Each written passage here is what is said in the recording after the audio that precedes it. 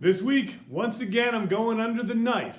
Had 2 shoulder surgeries over the past 3 years, but this time my eye is all acting up. I actually have a cataract. Not normal for people my age, but this is the kind that does grow randomly on some people. So the thing, it actually is started a few years ago, apparently, according to my doctor, who didn't tell me when he first saw it. Top of the lens inside your eye, right? Top of the lens are like protein accretions on the top or something, and it starts growing up there. Well, it did in my case. And then it like continued growing down until it's on the back of my lens, and I'm looking through a bit of a cloud. It's kind of cloudy and yucky, and this eye is more and more difficult to see through. And I can kind of see at distance, but I noticed that back in May of last year, I noticed that I closed my 2 eyes and this looked really cloudy, and I thought, this could be a big problem. But my dad was having cataract surgery at the time, so I'm thinking, all right, it should be just a cataract. So now I'm gonna have it taken care of this week, just a couple of days from now.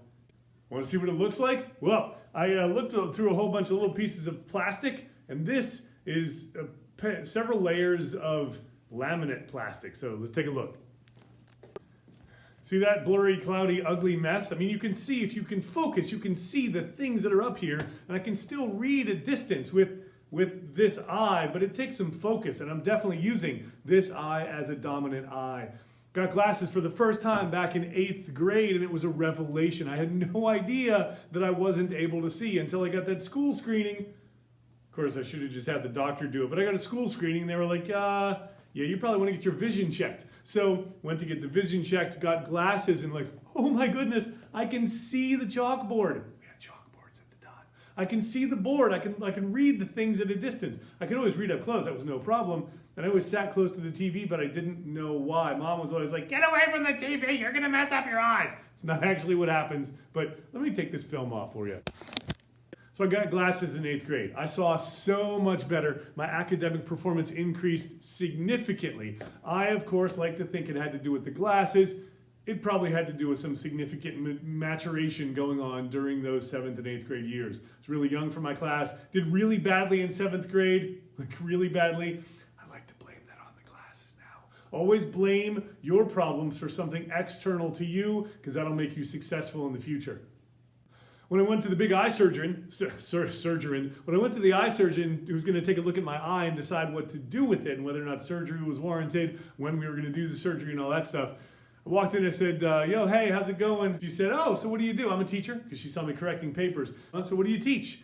And I said, physics. And and this is a thing that happens to me as a physics teacher. She recoiled in horror, actually like moved her body back perceptibly, like, oh, I didn't really do that well in physics. And I'm like, optics? Like the stuff going on in the eye, the actual physical thing and the lenses and all that stuff, that's just straight physics. We often don't get to it during high school, but that is straight physics. How can you?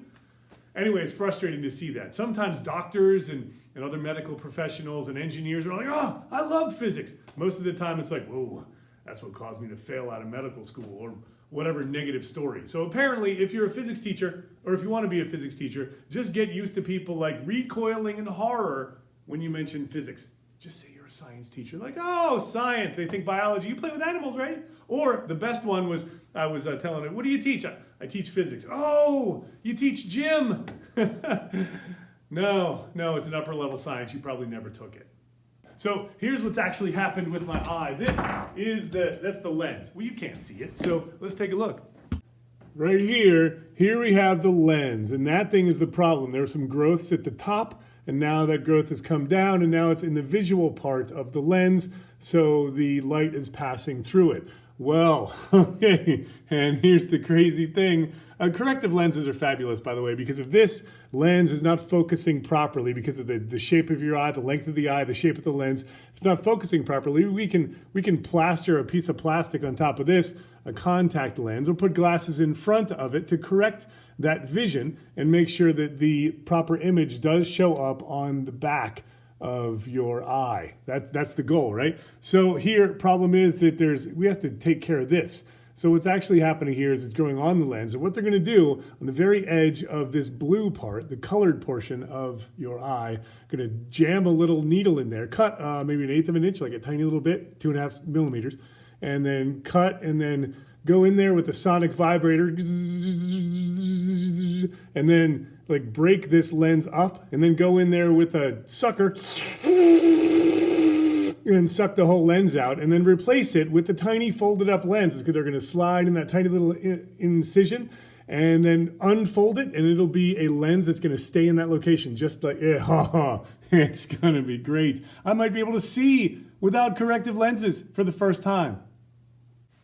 Problem is that these eyes are already old. About 3 years ago, I had to go to bifocals, because your eyes actually, because of tendons and muscles and ligatures, and I don't know what they're called, but all these things in there, your lens can change shape if you're young to look at things at distance and look at things much more closely. And as you get older, that lens gets harder and the muscles have to work harder and they just don't work. So what the glasses do is correct for one piece of distance, and your eye actually fixes itself for the other distances. I guess that's how it works, right? But then when you get older, that musculature and the movement of the lens doesn't happen so much. So you end up needing a bifocal, a lens for seeing at distance, and a different lens down below that you're like, oh, this is why you see old people like looking at stuff like this rather than because they're looking through their bifocals or their trifocals, because at distance they need one set of vision, one corrective lens, and at closer up they need a different corrective lens. And they put the little readers on, keep them up on their heads, or they keep them and just pull them out and look at because they're corrected for distance, or they can see well enough at distance, and then they put those readers on because their eyes are not changing shape well and when looking at distance, and they don't adjust. So my eyes have already reached that. So once they put this lens in there, it's going to be a permanent lens, and you have several different options. It's going to be a lens that stays in there, and I'm going to have it correct mostly for distance, and then I'm going to have to continue to use either reading glasses, like put those little tiny readers on, or just a clear lens with a bifocal so I can see up close. I don't know. Amazing, amazing modern technology. Stuff's pretty cool. So pray for me. Going under the knife. Thanks for watching Learn Physics. And thanks for that thumbs up too. Really helps a lot. New videos most academic weeks. Subscribe for more. I've even got education ideas, Freaky Physics Friday, and Tech Tip Tuesday. And for bicycles, motorcycles, and family adventures, it's my other channel, Bike Physics. You just learned physics.